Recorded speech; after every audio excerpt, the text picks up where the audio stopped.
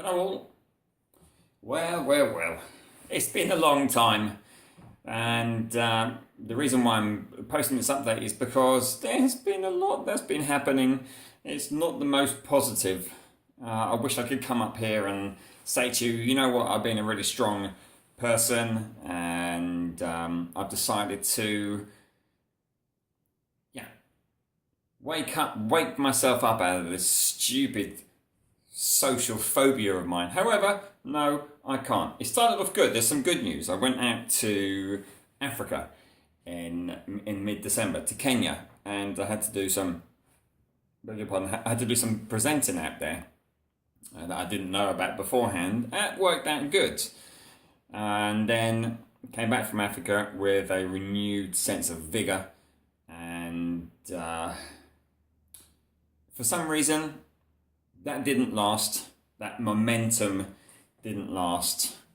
That momentum, in other words, it peaked, and then we had a sharp drop off, and I'm still racking my brain now as to why that happened. But in any case, I went back to Toastmasters, and after my little holiday, after the Christmas break, did a presentation the other week, and it went, well, the beginning went horrible. Got up there, I was about to present the fourth speech in the Toastmasters manual, which is about speaking clearly, small words, not particularly long sentences, not long paragraphs. And yeah, as I say, I got up there and I didn't have a brain freeze. I had a phobia freeze. Saw everyone looking at me, and I thought, no, I can't do this. And it took maybe about a minute to compose myself. They're all brilliant. I mean, the group that the cast of speakers that I'm at, they're an amazing bunch of people. They sat there and they waited for me. And I had a couple of people who very nicely encouraged me. And you can do it. Well, I knew I could do it. But in any case, it's getting over that emotional stage that you want to run out. I nearly ran out, however. I started. That's the great thing. The bad thing is I had that. That's the bad thing. It happened. In a way, it's bad. In another way, it's not bad because it's a reminder that you still have this deep down social anxiety that is taking over your life, and you still need to work hard at resolving it. So yeah, bad thing and a good thing. The other bad thing is, well, it starts off with a good. I got myself a new job as working within IT and marketing, doing a lot of Excel work, running a lot of functions and formula.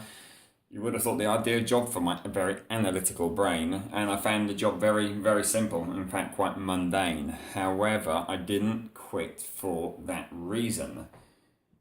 I quit because I couldn't handle the social contact at work.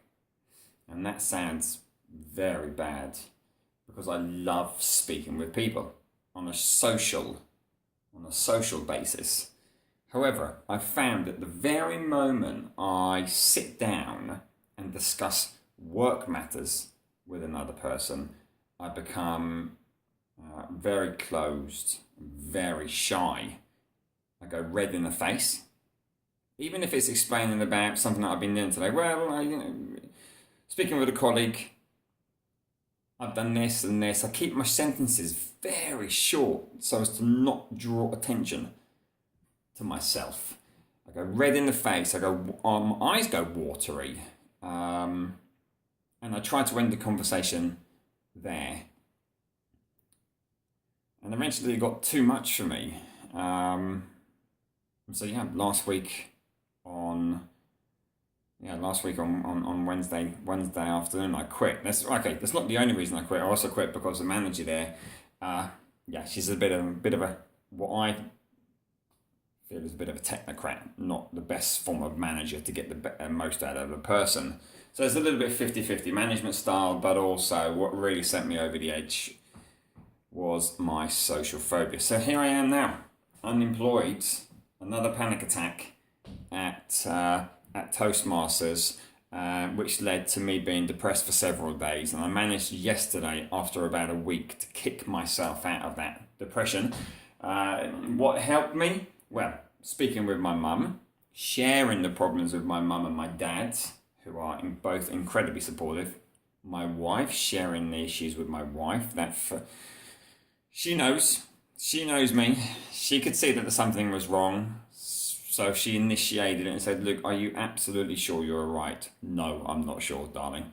She rang my mum and dad up. I spoke with mum and dad. Had a pep talk with them for a couple of hours.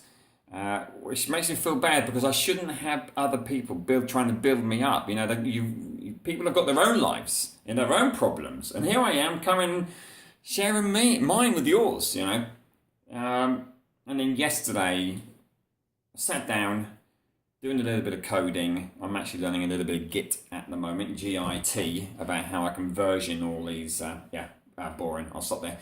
And I was on a website, and I think it was Bloomberg, and Tony Robbins came up, and it was a simple 2-minute video, and the title of it was, "Are you stuck in a rut?" Something along the lines, not exactly. But something along those lines, and he says, if you're feeling down, if you're feeling depressed, you are going to reinforce that behaviour. Okay, so I was feeling depressed, and I was feeling mulling over in my head about my social anxiety. I'm mulling over that I'm a social phobic, and I got a social anxiety. The more I think about it, the more I am reinforcing that bloody idea that I am a social phobic. Okay, what am I? Okay? I used to be a lot stronger than what I am now. That's what I am. I'm a smart guy. So he helped me in his coupled with pep talks from the family, helping me feel a little bit stronger. But the problem is the momentum. How do you keep the momentum from going? You feel good. All right? Run with it. And I found that it fell off in December. If anyone has this issue of they find verbal contact in work, you go very tight red.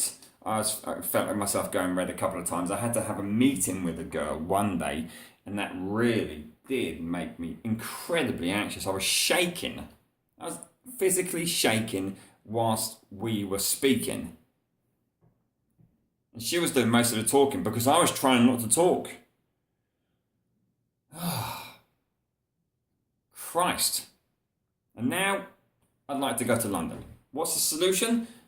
Come up with a plan. I'd like to go to London. I'd like to get myself back into this fold of having to present, having to speak with people, extending my sentences. One of the feedbacks from my Toastmasters meeting the other day was that I need to have more eye contact. I need to have better contact with the audience. Instead of looking away the entire time, engage and keep your eyes on the audience and not go like this and then look down. As a social phobic, you find that eye contact very difficult because you don't want to draw attention to yourself. And then the other bit of feedback was that, sentences are still very short. It would help if you expand on the sentence to keep that engagement. But if you keep on stopping, you're stopping the engagement. So you have to therefore make the sentences longer. Don't make those stops so obvious, and try and make the conversations flow as you may well hear I am trying to do right now. And then we have to take a deep breath. So that's a little bit of an update from Luke, this strong character that I am certainly trying to be, and certainly trying to reinforce in my brain that I am. I hope you guys are in your journeys doing well. I think the key, how I conclude this, is that you really must keep up the hard work. Okay, you You've made a foundation for you. I've made a foundation for myself, and hopefully you guys have made a foundation for yourself. But you have to keep building upon that. You have to keep it up. Now, as I said, I hadn't gone to Toastmasters for several weeks, and coming back into the fold of presenting, my brain evidently found too much to handle. Now, had I been presenting on a weekly basis, that speech would have been as easy as all others. And I'm pretty sure that can transcend into many other areas. That if I had been meeting with more people at work, I would have been able to have handled that social contact. However, it's the first time in many years. So it's a hurdle that I'm going to have to overcome. And the same for you. Just simply keep on doing what you're doing, and do not let up. So it's a bit of advice for you and me. Do not let up.